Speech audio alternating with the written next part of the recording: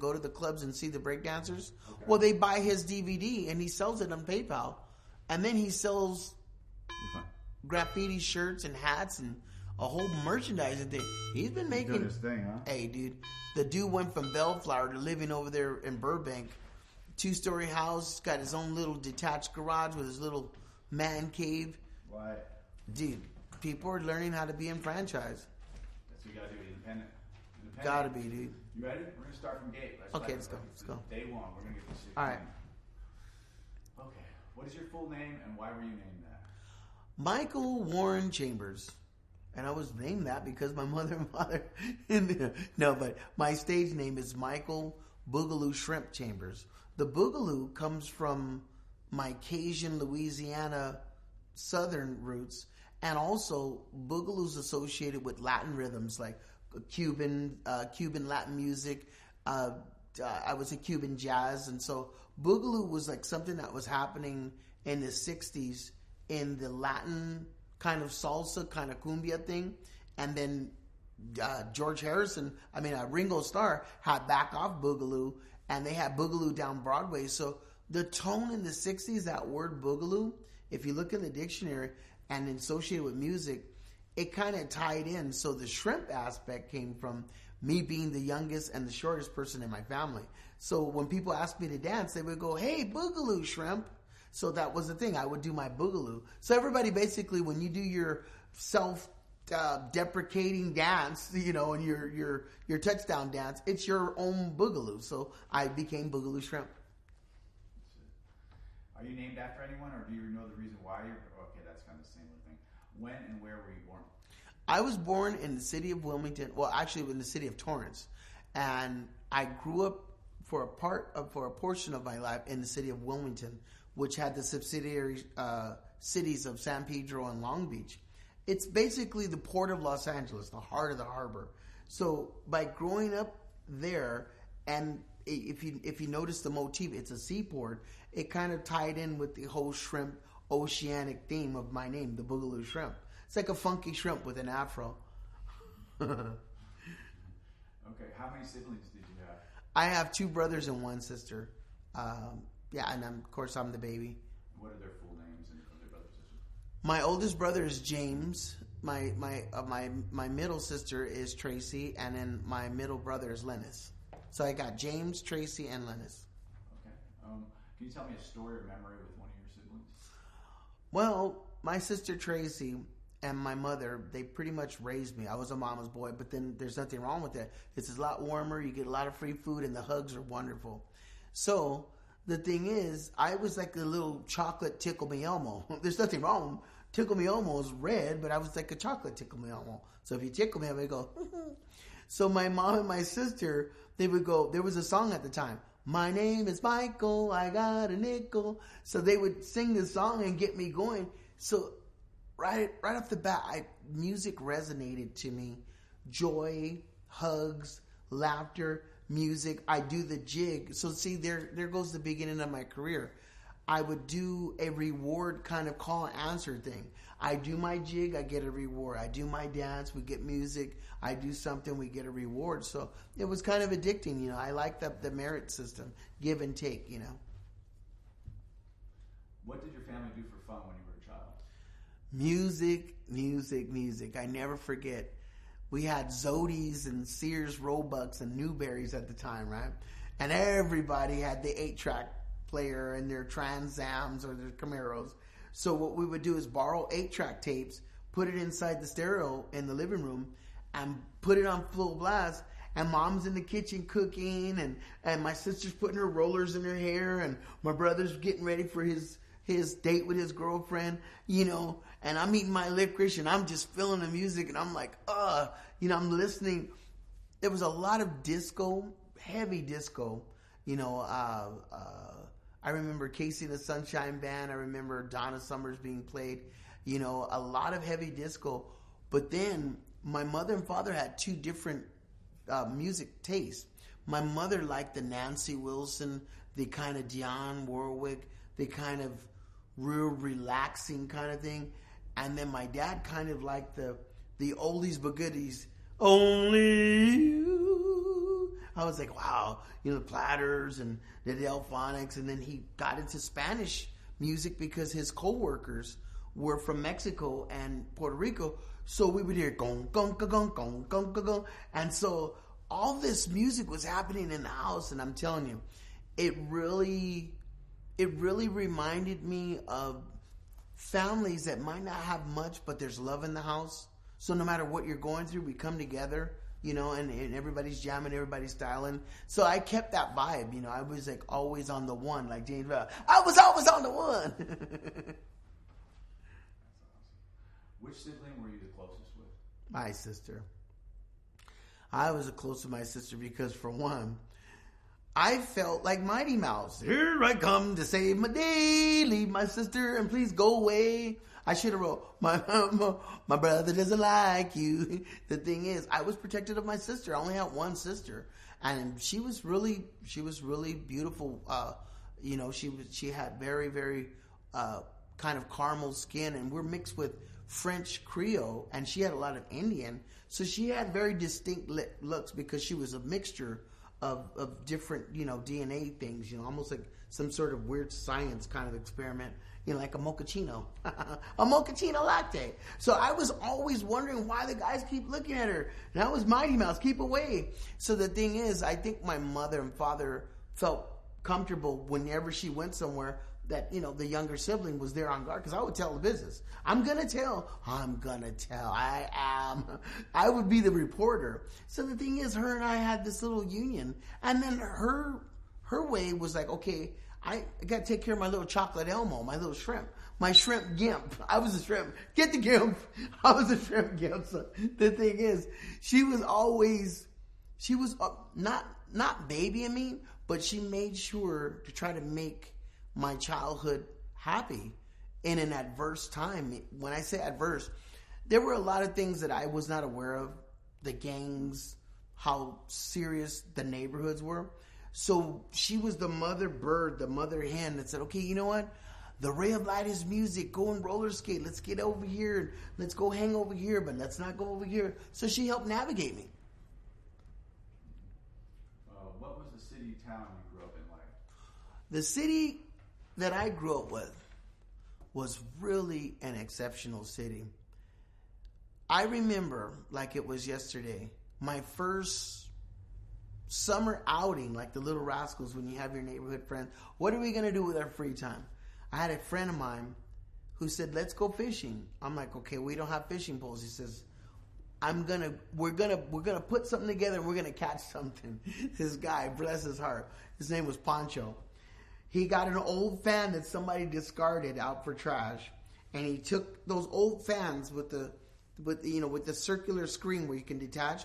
He took it and he put like some it was almost like horse-string, some shoestrings, and he tied them up with some chicken wire, and he had a long rope. So now we had a crab catcher, and what we did, almost like a lasso, we lowered it down at the pier, at the dock, and we put some fish in the middle of the fan, and sure enough, those local crabs that you see in Ralph's or Albertsons or any of the seafood stores, the brown crabs with the beige, we used to catch those, like crazy. We would go in the summertime, if we wanted crabs, say, you know what, let's go lower our little fan down, put some fish in it. As we seen them, we would pull it up.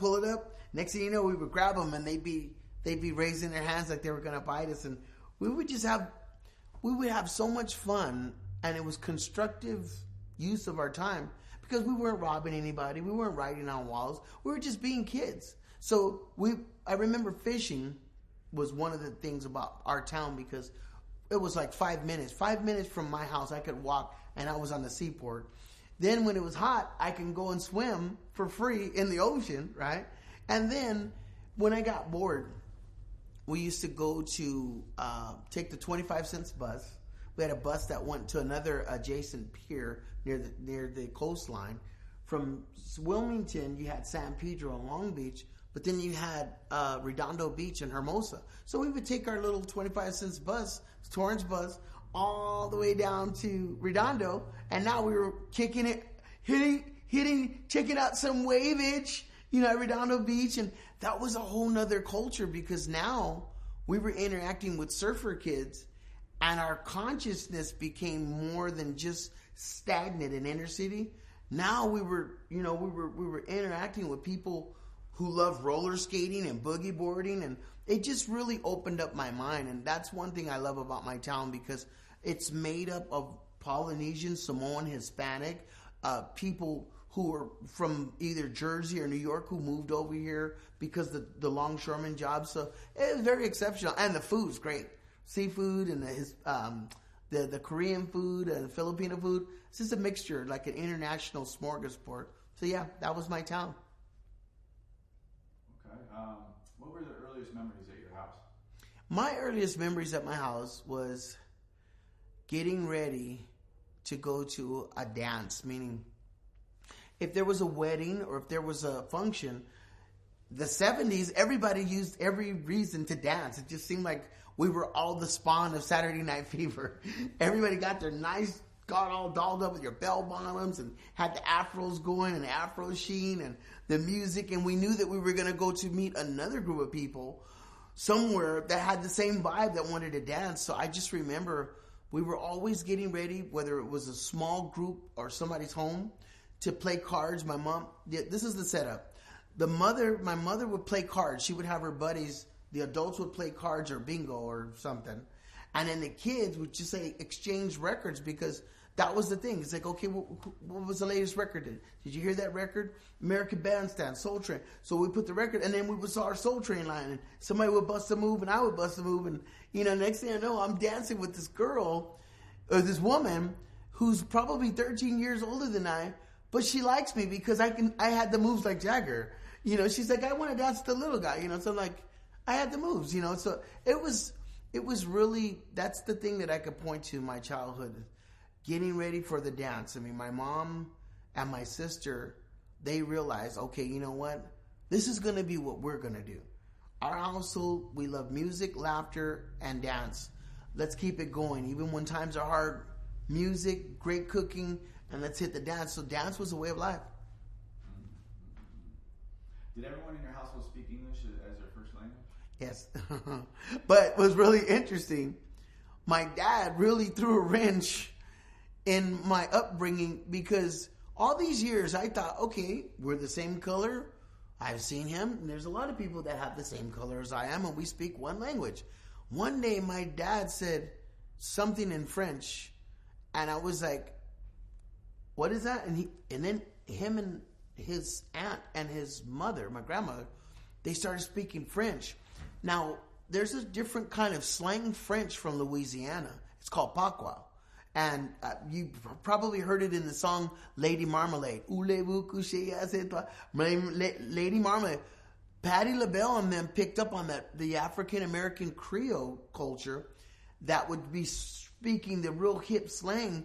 And that broken French was passed on, and certain people carried it. And my father and them, they started speaking French. So that was like a big radar for me. Like, whoa, now what I thought is not. We're mixed with something else. Then my father's job allowed him to supervise Hispanic workers. So he picked up Spanish because his French is kind of close to Spanish. So the thing is, my dad was speaking fluent Spanish one day, and I'm just sitting there being young, and most young kids love to hear what adults are talking about. And I'm just like SpongeBob. I'm just like soaking it in. Next thing I know, somebody asked me something, and I'm like, no sé. I was like, where did that come from? And I had an authentic Hispanic accent just because of being, they do say you're only as good as your association. So I was able to learn Spanish just by trial and error and interacting. What kinds of topics were discussed at your family dinner table? Staying out of trouble and what happened to so-and-so. And it was almost like it was Walter Cronkite's report. And today's news was, did you hear what happened to the person that did this? It was always a lesson in do the right thing without being so directly corny. Not that corny's bad, but some people just kind of like the message distorted, that it gets to you a different way than just the old adage of do the right thing. My mother and father, they realized, okay, we got 4 children and different ages, and this adversity is happening to some of our neighbors. So what they would do, they would be like, hey, guess what happened to so-and-so? Did you hear what happened? Oh, so-and-so died, or so-and-so went to jail. Okay, well, the moral, so they made a bad decision. Oh, you don't want to do that. So we were listening, and nobody wanted, it was almost like scared straight. Do the right thing, or else it's the consequence. And it scared me, because I tell you what, man, there were helicopters and gunshots. There was a lot going on in the streets, but around dinner time, my mother and father would tactfully bring out, okay, this is what happened and this is why. Do what you got to do, no problem. But my mom was a faith-based person. She said, okay, if you're wrong, pay the consequences and get right. Get right with yourself and get right with God. But if you're not wrong, then I'm behind you 100%. So there was a reward system. Do bad, pay the consequences. Do good, you got the applause and my standing ovation. Of course, I wanted the latter. I always wanted favor with my mother, so it really was an important time, the eating. Did you ever live anywhere else besides with your parents? No. Actually, it was really funny. It's funny that you said that, because my mother said the only problem that she had in my upbringing was me being curious and going into other people's households and being influenced by other people. I was always in somebody's household. What's that? I was like Curious George. What's this? And who's that? So I would walk into somebody's house and they were like totally, beatniks are from the 60s. You could smell the ganja. They had the black curtains in a white room with black curtains. Mom is like, she's over there doing her best Grace Slick. I'm like, wow, especially my surfer friends are like, whoa, it's got dad's like got this long Robert Plant hair. Yo, bro, you gonna do some moves? All right, man, do your thing, buddy. Do it. I'm like, mom's just is kind of like there, and the kids, don't worry about them. They're on a good one. I'm like, so there was like all this stuff, and they had their VW bugs, with the shades, and there's, if you really remember the 70s, in the South Bay, everybody had their thing. You were either hippie, surfer, beatnik, a Doors or a Who Cat or Jerry Garcia. The thing is, I was able to absorb from my surroundings, and it was interesting because I think my mom tried to, like most parents, guard the kid from this. They know what those neighbors are doing. So I've seen a lot of stuff, but it really helped me just to appreciate whatever people were into. As long as they're not hurting me, that's all good, because my skin color never mattered. Some people were segregated because they don't want to interact with other cultures, or they're like, well, I'll see you at church, but I can't go to your house because we don't really get along with those people, but we won't talk about that. People back then, they weren't racial.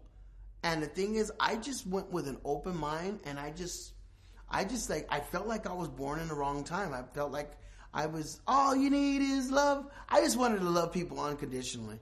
Broke, rich, poor, whatever. As long as you show me respect, hey, he's my brother, Where did you attend grade school? I attended grade school at Wilmington Elementary in the city of Wilmington, California. And that was an interesting crash course in learning what my African American culture was like, learning what other cultures were like, and then learning who was going to excel in academics and who was going to excel in sports and who didn't really care about anything. So I had all these things before me right there in grade school. And sure enough, even in elementary school, I found a group of people who said, you know what? They're going to play softball. They're going to play tetherball. They're going to play handball, but we're going to dance. So We were out on the schoolyard doing our best version of Grease. Go Grease Lightning or Saturday Night Fever. We were dancing. While everybody else was doing their thing, I found a group of dancers. The teacher said, just stick with it. As long as you're happy, just stay happy. And they were, majority of my teachers were Jewish. I had a couple of teachers who brought up, the Holocaust to me and brought up how important it was for me to stay neutrally humanistic and humanitarian with that whole mindset, even if it was adversity with poverty, drugs, or gang, just to stay neutral and love. A lot of that came from my childhood. So there were a lot of things that they didn't really have to share with me, but it was a beautiful, beautiful starting point for me to navigate. So by the time I got to junior high, I pretty much knew exactly what I wanted to do as far as my contribution to society. I wanted to be counted as just a darker shade of love. I may be dark, but guess what? I'm sweet and low. Sexy chocolate. Where'd you attend high school? Banning High School. This is very interesting. I started my dance career in junior high. Everybody from my junior high school can attest. This was the guy that was just... That my theme song should have been Slip Slide in a way. People say, see you later. I'm like, bye. I'd just be gliding on by you, buddy. And the thing is, I was so into dance that each year just went by and I just focused on dance, my studies, and dance. So by the time I got into high school, teachers were already saying, you kind of like more exceptional than the other. You should do something to this and be seen. So they hired me to be on the drill team with 10th grade. And 10th grade, by that audience, it helped groom me as a performer. So the summer of 10th grade, I was already working Taft-Hartley and music videos. MTV's music videos started pretty much 1980, 81, when MTV broke the Michael Jackson and the British rock and roll. So I was just signing waivers to join music videos, and there goes my career. So as far as the school, how this ties in, I went to school for my first semester of 10th grade. Then I had to get a studio teacher. I had private schooling because I was working, but I still had school, so I had to submit my work. Did you get good grades, and what did you wear to school? I got wonderful grades because my teacher, if you think about it, when you have private schooling, you don't have distractions of who said this, or it's just you and the teacher. So I had good grades, and plus the reward system. I liked the lunches. So my teacher was really focused on quiet time in my school. So I got very, very good grades. My math was kind of weird because one thing about math and mathematicians, you have to have concentration and you have to know those formulas and the repetition. There's certain people who could just do calculus right off the top of their head, but it's a science. For me, I think creating and being an artist took me away from just the boring right brain. We have left and right brain people. And I think it's the left brain people that need quiet and they're just very meticulous and silence. But the right brain, they're extroverts and they got to do something more active. My teachers brought it up to me that my grades excelled when I was more interactive and I was more, intimate, because it was something that I loved. It came from the heart. But they kind of slapped with the stuff that was boring because I had ants in my pants and I needed to dance. So yeah, I know I did pretty good. I surprised myself with the grades, and my teacher said it's because you didn't have all these people blowing up your phone or trying to distract you. What was the other question? What was your fashion like when you were in high school? Now this was really sick in a good way. It's like, I forget the group. I want to say System of the Down. No, actually it was Fred Durst. Get Up with Sickness. Got to give it to Fred. When that came out, we use that phrase, it's sick. So I just want to clear that up. For me, being brought up with puka shells and all the trends of the South Bay, there were so many things coming in. New Wave, the New Wave era of 1980, Devo, correct that with, Flock of Seagulls, Anna, the big hair, the two-tone hair. All that indirectly influenced me because I was trying to blend in with my buddies. So I would wear my Jordache jacket. I would have my stonewashed jeans. Sometimes I would rock my puka shells. Next thing I know, some of my friends were like in a Judas Priest and Metallica, so they would have like metal and stuff. Yeah, do it, the headbangers, mosh pit, so the leather and all that. I was like, okay, a little bit of this, a little bit of that. So I just kind of like, I had a little bit of this, something blue, something new, and I was just being me, right? And it worked. If you really look at some of the pictures, I got away from just being stereotyped with one outfit, and I kind of looked like a little international chocolate new wave guy. That's what I was. All right, tell me about your first job and kind of go into the period. I love it. Somebody told me, I think you could make some money. I said, what the heck? So I got a boombox, got my favorite tunes. Back then we had little funky cassettes in your little boombox. Went out to Redondo Beach Pier, the Horseshoe. Put on one of my favorite songs, and what happens is a transformation with artists. I got into the zone. When I had my favorite song, I just started doing my dance, and the audiences and people that were walking on the pier just started looking, going, this guy's kind of cool. And the more people stopped, the more I did, because now I'm aware. My body's moving, but my peripheral, my sight, I got you in my sight. So the more I could see the happy faces, the more I did, right? And sure enough, people said, hey, you know what? After I took a breath and I stopped and I took a bow, people just said, hey, man, this guy's kind of cool. $1, $5, and then they started getting 10 and 20. So then my brother said, hey, you know what? Instead of the money, if you just throw $1, the wind's going to blow it. Somebody might step on it with your foot. So my brother got a shoebox, and then another one got like a little bucket, told people any donations or whatever you want to hear. And sure enough, after my performance, if they liked the performance, I'd get a little fee, And so that was my little gig for a while. But then pretty soon I grew out of that, because people were saying, hey, this is kind of serious. You're making money based on your talent. You could probably, go further. But being a small town kid, I didn't really know where to start or how to get to Hollywood. And sure enough, I started dancing in dance contests. Then the actual prize amount started getting bigger, a couple $100. But the radius of my name started going from just the South Bay to San Fernando, wherever those parties were. Now I had a group of about 100 people who knew my name. Remember that guy, that little chocolate new wave guy that was like kind of doing like a moonwalk kind of NASA thing, and he just kind of glid by and he just went away? Yeah, that little guy. Yeah, the little robot guy. Well, that's Boogaloo Shrimp. So now my name was getting known. And I was like this underground superstar. And it was really something. I got real addicted to that. I started becoming a groomed, seasoned underground soloist. Okay.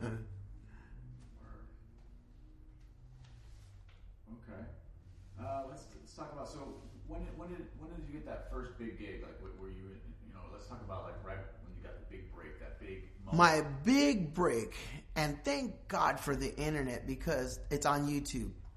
My first big job was CBS, We've Got the Touch. It was a wild spot promoting all the television shows that were on the CBS network.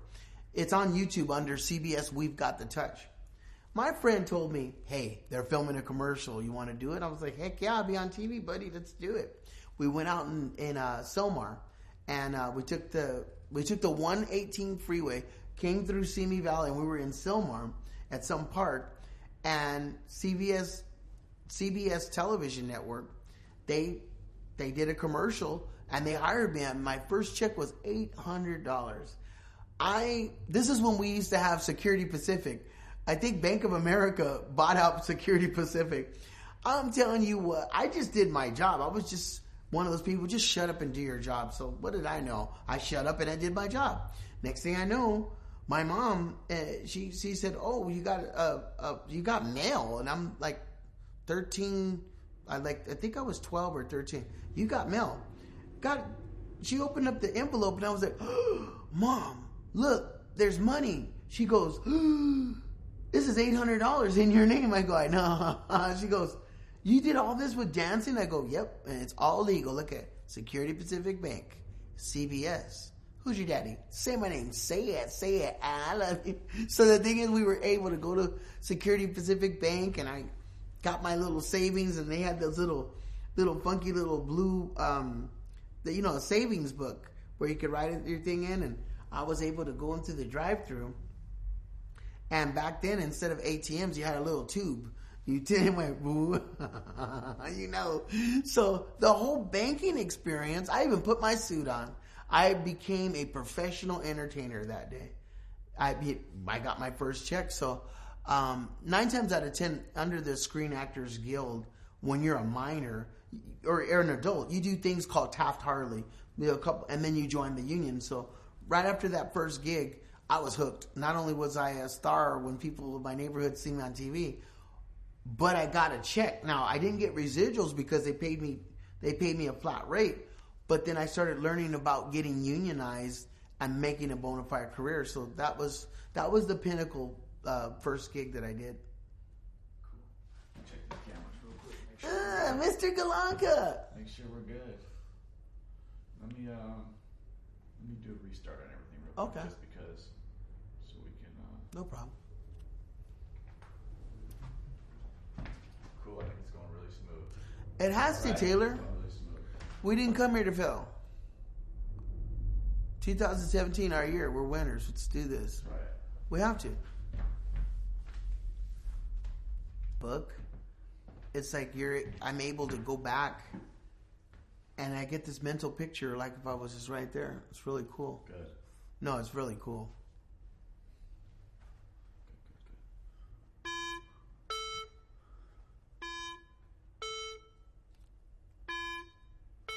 Reminds me of Extraterrestrial.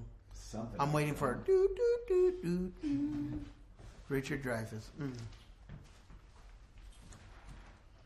Okay, let's go off of. Let's follow up after that. Like, what was the next step right after that next job? What was like? How did it kind of keep going in the flow and it's an MJ again? Okay, yeah. Let's I go. don't know how that comes in, but Let's go. Let's do it. Right. So right after CBS, Sorry. You let me know.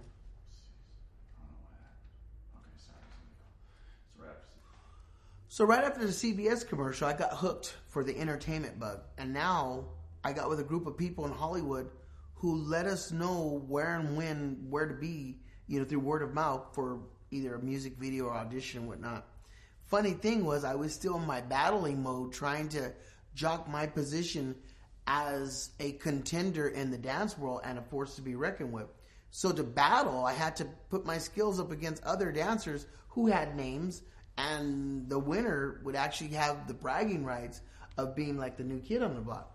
So right after CBS, I still went on my battling, and sure enough, one day I was dancing on Hollywood Boulevard, Hollywood and Highland, and there was a really big crowd, and we were going at it. Paul Moyer from Channel 7 News, INLA, they were doing a thing. INLA was featuring different vignettes of what's going on in the city every week. And Paul Moyer gets out. He's like, hey, what's your name? And we're like, oh, wait a minute. And I asked my guardian, is this cool? Because, a strange man coming out of a van and we're from the neighborhood. Like, what happened? So it was just overwhelming. Paul Moyer gave my guardian his card. They asked us to come to the location, recreate the same thing. And they featured me on this vignette about street culture, hip hop culture. And this blew my mind because, of course, I was still in the frame of mind. I just shut my mouth and did what I was told. One of the most wonderful things that came out of that, when they debuted that, somebody on the staff of Channel 7 was working with the Jackson family.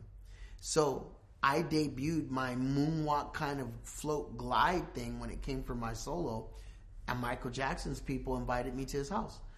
Not like the media has distorted certain stories.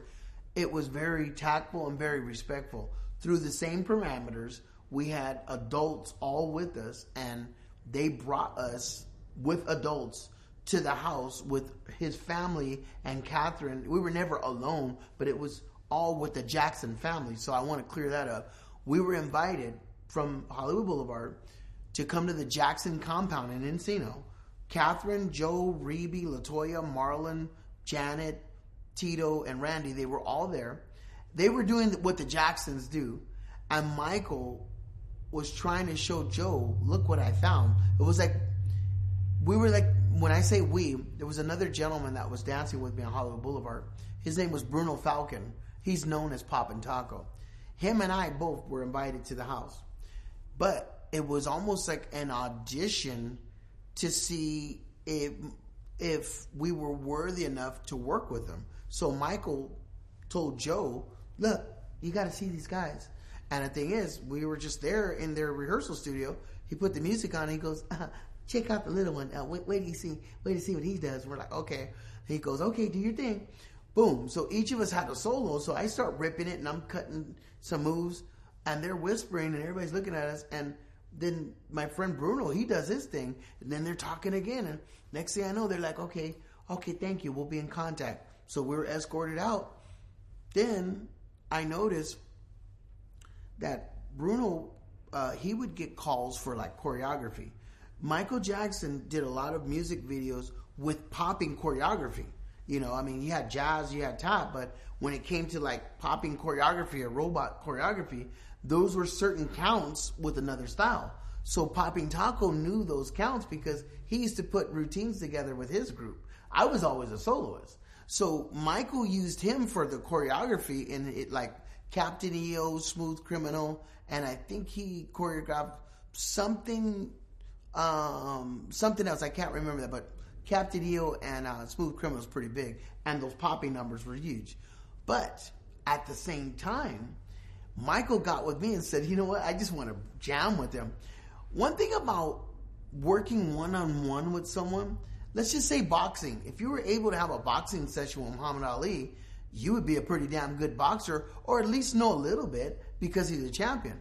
So Michael, he was already a champion artist and a connoisseur of the arts. So he was able to get with me at my young age and just say, okay, let's just put the music on. And I didn't have to tell him, okay, go like, he just said, okay, let's just dance. So as we were dancing, he would go, okay, do this, do your thing. And I would be doing something. He would go right there, do that again. I would just he would ask me to just keep doing like a certain thing until he got it. And then of course, he would videotape just to make sure when I wasn't there, he could review what we were learning. So he would tape our sessions. But the one thing that was really, really cool is he didn't even tell me how soon he was going to display our workout session. Right when I got with Michael Jackson, it was right after Motown 25. Everybody was like, wow, the moonwalk, right? Michael always wanted to top. He always wanted to go big. So I got with him right after Motown 25, and he didn't have to tell me, but he invited me.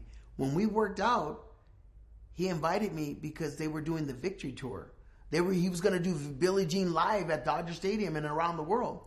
So that was where my first session came to play. And you could see, if anybody sees like the 1984 Victory Tour, where Michael Jackson does Billie Jean, totally different than Motown 25, because what he was able to do was add that extra circular thing, their circular float.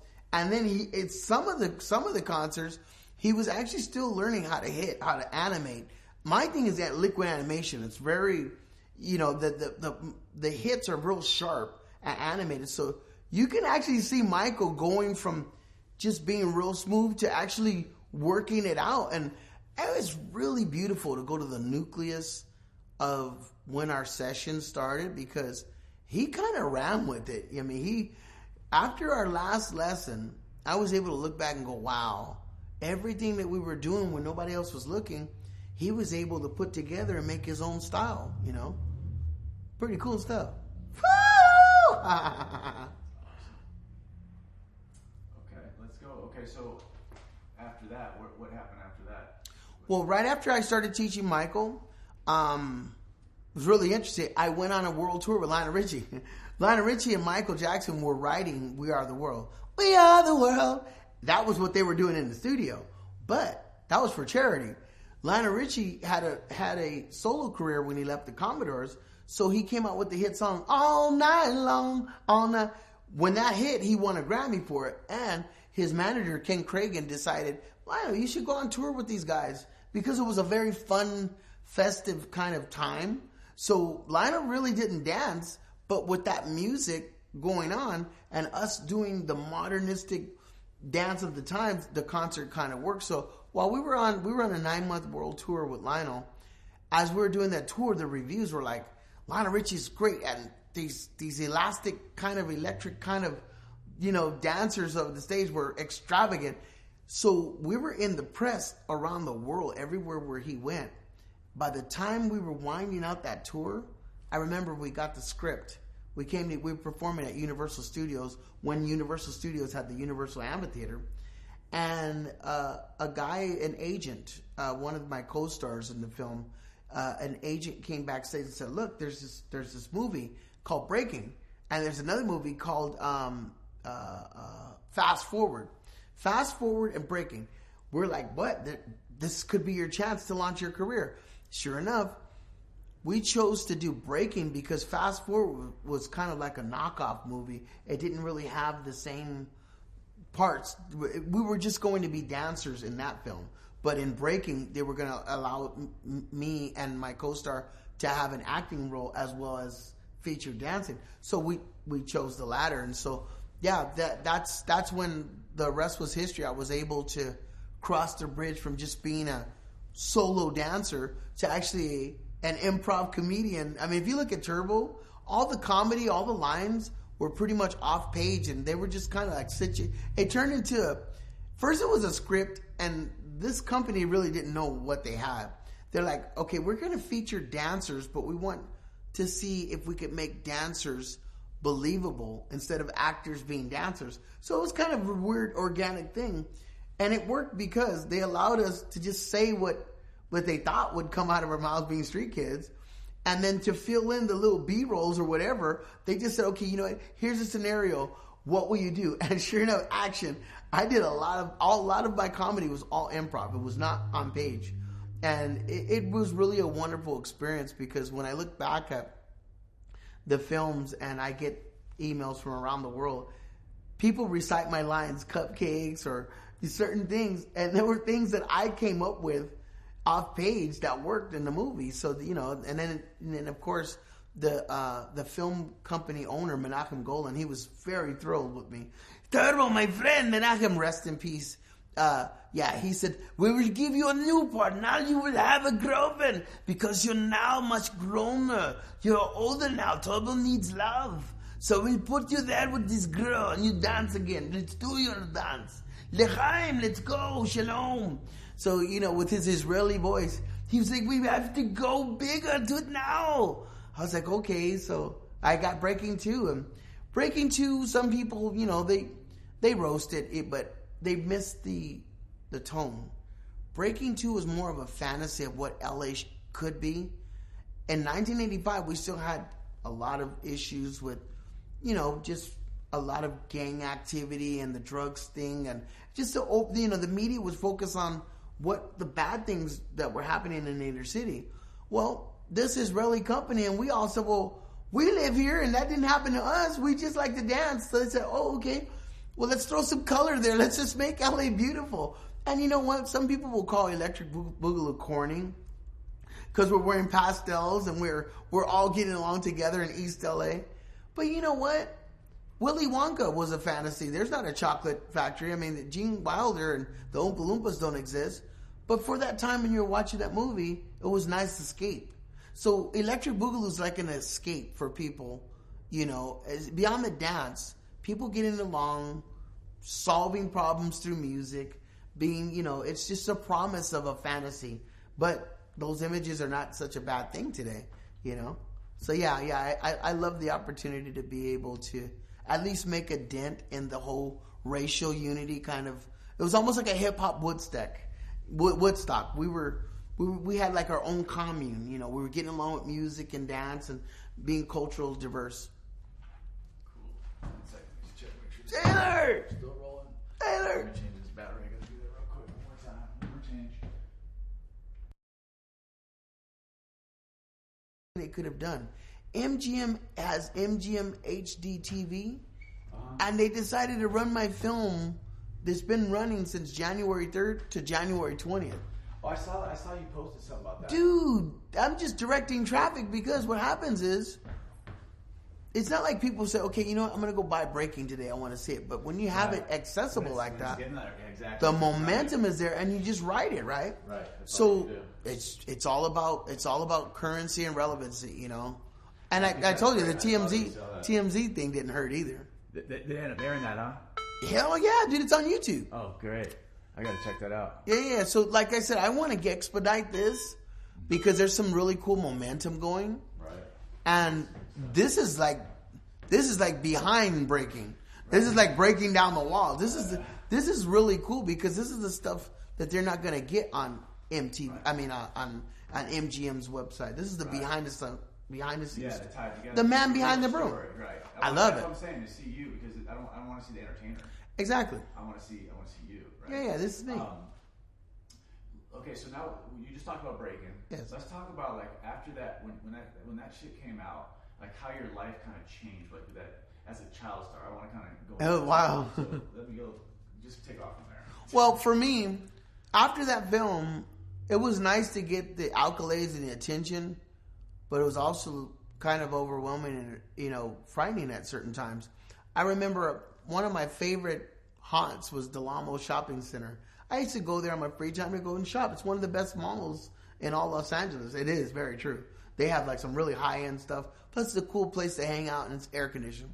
So I used to go there after my film, and my films were actually showing in the theater there. So a couple of the security guards said, "Mr. Chambers, you need to go where they have like these janitorial corridors and these little back areas." They told me to kind of like hang out because kids were just swarming, and they, you know, the fans were like, you know, people wanted to break dance and show off, and it was kind of disrupting the business because it was like a culture shock. So you had all these people with letters and all these interesting people in a pretty upscale area bringing in the street elements. So they were like, okay, you know what? Can you like kind of like just be over here until the crowd subsides? And so I was, you know, it was kind of weird because then I realized really quick, wow, man, I guess I'm more famous than I think I am. I would just try to be normal, but 9 times out of 10, if you have two films back to back and they're both in the theaters, people are going to spot you. So for me, it was kind of hard to make that transition from, oh, I guess I am known, to I just want to be with my buddies. I had trouble in school because some kids realized, damn, you think you're a hot shot. They would subject me to a lot of little nonsense, little mind games, because I was wearing the latest stuff from Macy's or wherever I was shopping, or from overseas, and they, you know, they were at Zodi's or whatever budget they were on. But I can never understand jealousy, nor do I care about it. But it's a bad fungus of the human trait. But yeah, when I came back to school, I couldn't even talk to certain girls because now a group of girls will be like, "What are you doing talking to them? That's Turbo. That's ours. He's our." Or maybe they were a different nationality going, "Hey, you know what? You need to stick with your own kind." So it just got like a little bit overwhelming. So I just kind of like backed away, and I wanted to just kind of like move and just get away and just kind of go underground. And I think that's why that song, "I wear my sunglasses at night." The thing is, when you don't want people to know who you are, when you don't want to be on, you kind of go incognito, you know. And so I just got used to that because I didn't want to be known all the time. Some people get off on it. Look at me. I don't. The thing is, I'm very okay with who I am.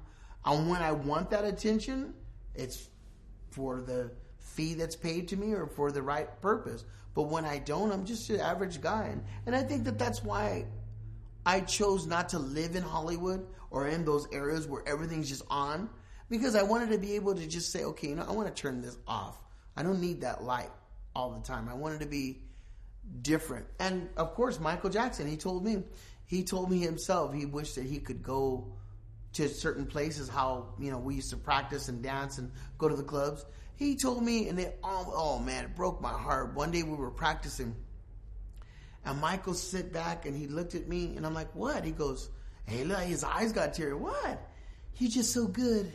How did you get to be so good?" And I'm like, at so young, I'm like, dude, me and my buddies, we go out every weekend. We go and we practice, and I battle people. And he's like, "I wish I could do that." I'm like, "Why, dude? What's going on? How come you can't?" He laughs because I was ignorant of how famous he was. He's all, people don't understand. Every time I try to do something like that, they try to hurt me. You know, fans get hysterical and they pull my hair, they jump me. I have bodyguards. He goes, I can't just go like you. He goes, but I wish I could.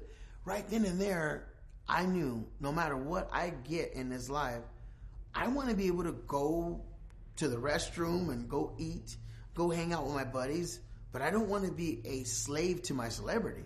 And he was a slave to his celebrity. He couldn't go anywhere. He was just kind of like a prisoner of his fame, you know? And so for me, yeah, those years after the films, and especially being young, it was a mental thing. I was like, wow.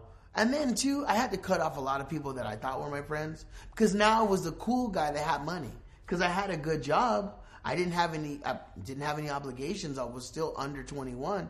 So people were like, hey, dude, you know, I have my own car. Can I catch a ride with you? And then now it was the guy that they could hang out for bragging rights or people. I had to really be careful, because now people are like, dude, Michael's so cool. Let's just kind of like see what's up with him, you know. And now it became the thing to do. And that was kind of sleazy, because you know what? That really let me know at a young age, I need to be guarded of my association and why people want. Call it a healthy paranoia, but I mean, I'm sure most celebrities have their bubble of their trust syndrome, their little trust thing. You have to. You never know, you know, but it's nice to be able to see artists that I've admired over the year. Perfect example. I love the Eagles. God bless Don Henley and all the guys. One day I was on Santa Monica Pier, and it was on a weekday, and I'm walking, and I see this guy with this really awesome long hair, and he's with this girl, and he's just standing there, and I'm looking, and I get closer, I'm like, having a little bit of asthma because I'm so shocked. It's Timothy, the singer from the Eagles. He's the one that's, love will keep us alive. It's him. I've seen him, and this is when they did the Hell Freezes Over album, so that was big. Tim is right there. There's nobody bugging him, and he's with this girl, and I'm the only guy who spotted him, and I'm like, excuse me, yeah? Oh, I just needed to hear him say it. He has the most beautiful voice in rock. I love your music. Oh, okay, man, it's cool. I'm like, Tim, I used to play that song. I can't tell you why every time. I can't tell you why. I'm like this. When he took a moment to talk to me, it let me know. And that guy's super famous. It let me know, you know what? There's people who could turn it on and off. He didn't have an entourage. He didn't have glasses. He was just being there with his lady. So I was like, wow, same thing. I'm in an elevator in an audition. I open the door. It's Henry Winkler. I grew up on Happy Days. Fonzie. He's just there. I'm going, got to clear the throat. What do I say? Because I got to try to find something to say. It's at least clever. I don't want to act like a loser. It says, Henry. Fonzie. He goes, young man, very wonderful. Please, I'm Henry. And you don't have to call me mister. I'm just Henry. What is it? I'm like, he goes, I know. It's overwhelming. But guess what? He goes, I'm human, you're human, so it's okay. Henry Winkler really just humbled me, because in Fonzie, you know, he's cool. And as a kid, I thought, okay, wow, now I got him. I mean, he's the guy. No shades, just very relaxed, very respectful. And I was like, wow, you know what? From Timothy to Henry and other people that I've met, I got a chance to be around greatness. And at the end of the day, I could decipher some of young Hollywood, and some people, they have a stigma with them where they have to be behind the shades, and I'm the diva, or I'm the guru, or I'm the man. And then some people are just regular. So I was able to navigate, and just at the end of the day, my analogy is, when people want Turbo or Boogaloo Shrimp, they're in the closet and they're just waiting to be booked on a show. But when you want Michael, it's right here. This is Mike Chambers. It's like that song, I gotta be me. You know what I'm saying? The thing is, I've learned to put the Turbo and the Boogaloo Shrimp, my brand, in a nice little place. And just during the day, I'm Michael. It's almost like Clark Kent and Superman, or Bruce Wayne and Batman. Bruce Wayne is an executive, but when the Bat single comes, he changes. So I learned a lot by being famous at a child at such a young age. Okay, now like through junior high, did you have like a good friend, and then when you got older, did you kind of draw towards any mentors? So how did that go with relationships? Now this was deep because it kind of really broke my heart. My best friend that I used to go fishing with, my buddies, right? My friend Pancho, one day we were walking home from school and I had already gotten known as a dancer and I had a whole new group of people because it was a different time. He's like, man, it doesn't seem like you want to be around me anymore. I'm like, what's your problem? He's like, bro, he goes, you're Mr. Hotshot now. Everybody knows your name. You're with all these people, all this attention's around you, all this crowd. He goes, but it's not like it used to be before. We don't hang out. I go, bro. I didn't really know what to say. I'm like, bro, I'm somebody now. I was just like an average Joe, but like I'm actually made a name for myself. It was really hard because I never once wanted to lose his friendship, but he just said, wow, he took it upon himself to say, I just need to back away because this parade, my little parade, Michael's parade, Turbo, Boogaloo Shrimp's parade, everywhere I went was just all this attention. And he was just like, okay, I'm just his friend from back in the day. He doesn't hate me. And he pulled away from me. And years later, I looked for him and a handful of people just distanced themselves because they were like, whoa, that's a little bit too much light. Even my father at the time, my mother and my sister, my siblings, they'd be like, yeah, Michael's on TV. And he'd be like, hey, calm down. Just lighten up, People would come by the house. He'd be like, hey, don't stand outside. I don't want people to, My dad was always trying to water down the shine. It's just because he didn't want any excess attention. And that was his way of safeguarding me or not really, maybe keeping me humble. Like, hey, while everybody's patting you on the back, don't let it get to your head. Just keep a good head on you, stay humble. And sure enough, I thank him for that because I know a lot of people who get caught up in like, hey, I am somebody. It's good to be king. I'm like, that's like sadistic, dude. Wake up and smell the roses. We're dust in the wind. Love thy neighbors. So yeah, I learned a lot. I learned a lot from losing friends and then gaining people. And in gaining the new people, some of the new acquaintances were conditionary. What can I get from them? Sure, I'll hang out with you. Oh, well, you got a nice sports car. Well, then guess what? I get to hang with the socialite, the VIP. Now I had to really cut people off because now when you're known, you have to watch yourself, So I, in a nutshell, learned over the years to just be a realist. If you're real with me, I'm real with you. But to kind of just separate my personal life from my work life so that the people that are in my personal life, they don't even care about what's going on in my work life. Just as long as I am active and as long as there's hope that I'll have a meal and a roof over my head. But there's some people like, yeah, who do you know? They want the 401. Like, what celebrity did you meet? Can I get into the concert? Can you get me in? And it's really a mind blower because those are the things I've been able to decipher, who wants something from me and who just wants me to be healthy and all right, And so, yeah, I'm still on that journey of finding quality people, but there's been some wonderful people like yourself that I've been meeting, so life is not that bad. Good stuff. So now we went to, you were in break-in, and then what did that lead to after that? Because I know did you have anything before that you want to talk about? Well, no. Well, once breaking hit, now I was an innovator of dance and a certain style. And like mixed martial arts, dance, I knew all dance styles. So then I went on tours and I went on teaching events and did music videos. I ended up being on Dom DeLuise's show, the late Dom DeLuise. I did some stuff. I had some guest appearances here and there. But I think the biggest thing for me, right after breaking, I remember a lot of talent agents, they were all saying, okay, you know what? They were sending me up for acting parts. I went up for Malcolm Jamal Warner's part on the Cosby Kids. I went up for the black guy who was in the movie Revenge of the Nerds. I went up for that part. I went up for a lot of things, but what was dear to me, I wanted to be Michael Chambers, Boogaloo Shrimp, the dancer.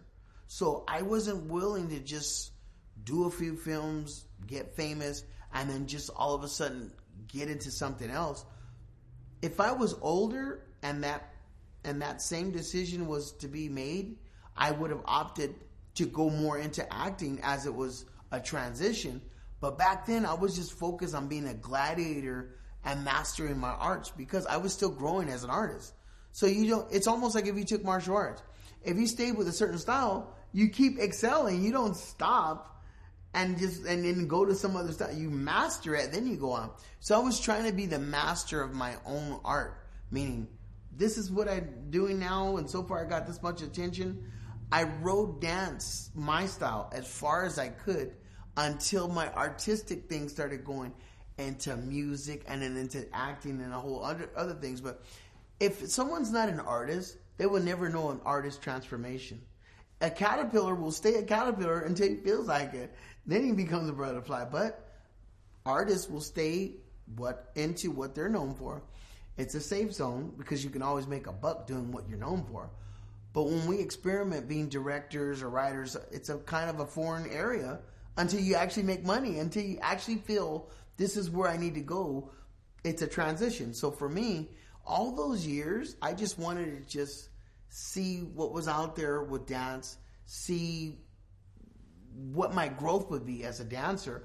And I pretty much, if you look at my style in 1984 and you look at what I did in 1991 on Family Matters, I look at Family Matters because I took that job, and I'm recently going to get an award for that. I took that job playing the Steve Urkel robot because at the time, there were all these hip-hop styles, Kid and Play, Bobby Brown, all these great African-American dancers, blah, blah, blah, blah. Okay? Well, for me, I was like, well, I did start off in the early 80s, but I'm going to let people know by the 90s, I just flipped my style. I came up with a style called liquid animation. And the liquid was the real smooth part that you see dancers do with the animation of a robot. This was in like 1989. And I told my agents at the time, I'm not going to do some music video where I'm just dancing in a circle. I want to focus on the special effects industry. So I got the part for choreographing Bart Simpson. I played the cat in Opposite to Track with Paula Abdul. That was the first time she used a street dancer to come up with a character on a blue screen for MC Scat Cat, which won a Grammy. I did do the Bartman with Michael Jackson. So now, being a so-called street dancer or hip-hop dancer, I moved right into special effects. And then, of course, Bill and Ted's Bogus Journey, playing the robot. So I made that transition consciously. But when Family Matters came, I said, okay, now, when people go back, they're going to see that this is my style in its 100% pure form. Being in that robot suit, I was able to document my style. The biggest respect I still get from when people see the Urkelbot is that I look real. People see that robot Steve Urkel and go, man, that looks real. If you look at the moves that I'm doing, Turbo kind of grew up to be a master of animation because my hits and my precision, I had been working through all the 80s on just precision. Bam, bam. All my points, everything. And my robot was kind of like more advanced than most. The biggest compliment that I got in the recent years was the group, the Jabberwockies. They had just won on one of the shows, America's Best Dance Crew, before they ended up being the Jabberwockies. Their manager said, wow, these guys, they were into dubstep and they were into your stuff. I look at the Jabberwockies, they're still an existing hip-hop robotic dance team that does a lot of stuff, as well as the Step It Up movies and a lot of the cool kids of YouTube. And I see a lot of my influence in their foundations, I mean, where they took it. There's a lot of dancers now that email me and say, wow, you know what? I watched you in breaking, but they see my growth, so they grab my style as I progress. And we still have some great robot dancers to this day. So yeah, for me, I'm glad that I stuck to my guns and I didn't change up styles to try to be like the trendy dancer of the time, but I honed my skill because now I'm getting achievement awards for being a contributor to dance. Being a pioneer and being a follower is different. Dancers and choreographers are different. Choreographers teach dance. But then innovators are different than choreographers because now the choreographers have a style to teach. So I kind of transcended that by being a soloist to choreography to actually us creating the style, which that whole animated thing, I mean, there was no other dancer in the industry doing it the way that I did it before. I recently got an email from a very famous old school robot, Robert Shields. There was a group of dancers, Shields and Yarnell in the 70s that did the robot, and they had a couple shows, the real clean robot from the 70s. He was saying, wow, you know what? When he seen my robot, it's like more of a linear robot because I added just, everybody knows like half notes and 30-second notes in music time. Well, when I would do my steps, I kind of moved like if I needed a sympty code or my timing was different, almost like stop motion. Ray Harryhausen had claymation characters, and they would shoot them in a certain frame, and they would make a move. I was able to look at claymation and special effects and emulate the movements, and now it's kind of weird. It's almost like it's the science of dance. It's kind of heavy. So yeah, I'm glad I stuck to my style because it's really nice to turn on a tube and see certain dancers, and I can see my little niche still being moving into the year 2017 and beyond, you know? Yeah, that's awesome. Incredible. Okay, let's talk about you with Michael, and then it led to another job. Mm-hmm. You kind of discussed it for a second, but can you go into how Michael called you for that second job? What was it for It was for Bart Simpson. Okay, yeah, let's talk about that. Well, what happened was I was working with him, and he did all that wonderful stuff for his solo, and you know, I mean, basically his solos changed from the time I worked with him.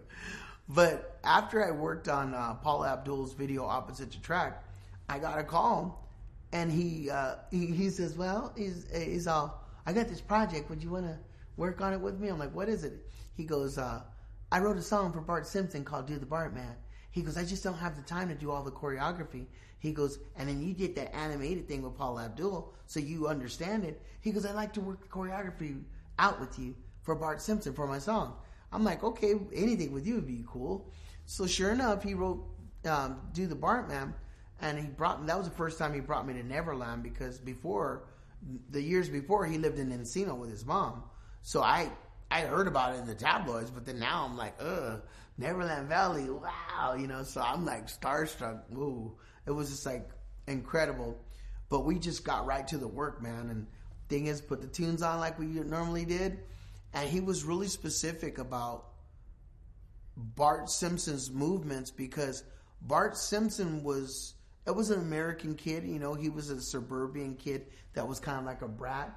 So certain movements wouldn't have made sense because he didn't have any like hood friends. So when he did the song, you see Bart Simpson going from performing at a school to walking through the streets and just kind of like walking into scenarios and just doing dances, but they were easier to remember. So Michael was always used to our advanced stuff. So now with Bart Simpson, I had a very small window I could kind of create with to come up with steps. So the thing is, I made everything kind of like really, really tight. If you see the Bart Man, and it worked. Michael made sure at that time, he said, "You know what?" We both discussed it. I said, "Michael, we've been working for a long time, and people are really getting on my nerves because I could say I taught you this, but people are like, yeah, right, because you're so famous and you're so big. They don't believe me." So he goes, "So what do you want to do?" I go, "I would really kind of like credit on this, you know, for the record that at least we work together." Sure enough, Michael Jackson told Gracie Films, and we have the contract. He made sure to put me as the choreographer of that video. That's kind of big because the video was featured featuring an animated cell by Matt Groening, the Bart Simpson. But Michael wrote the song and he allowed me to do the choreography. So that kind of like goes right into that behind the scenes thing, and it's on the record. So for the record, when he did that, it washed away all the guessing of what, you know what? I don't know. Did he really teach Michael? If Michael Jackson gave me the choreography credit on an animated series, on an animated venture, then that means that we were doing a lot of other stuff that he didn't have to say. You just seen it, So I was really proud of that, because for that year, when he gave me that credit, for the people who really, really think outside the box and can see the timeline of his progression as a dancer, I mean, not just a dancer, but a dancer in urban arts with the popping in that form, they can understand, wow, we were doing a lot of stuff behind the scenes that made him get to the point where he mastered the art of popping, in animation. So yeah, I really thought that was a real good pinnacle part for my respectability in the industry. Anything you get credit on behind the scenes with Michael Jackson has to carry merit. It's very true. It does, Taylor. It does. Carries a little bit of merit. Okay. We're gonna backtrack just a little bit. Yeah. And go back to, and then I want to take off from there. What happened next in your career? What was your dating life like in high school with girls? Was it Are you recording? Did you take it serious? Yeah. Did you take it serious, or how did you go with that? And then go into meeting your first wife. Dating was interesting because I was really shy. I mean, I could look at a girl and of course my hormones were going nuts, and I knew that I was a boy, because I'm like, well, why am I sweating? And how come I can't find the words to say, what's happening to me? Why do I feel funny?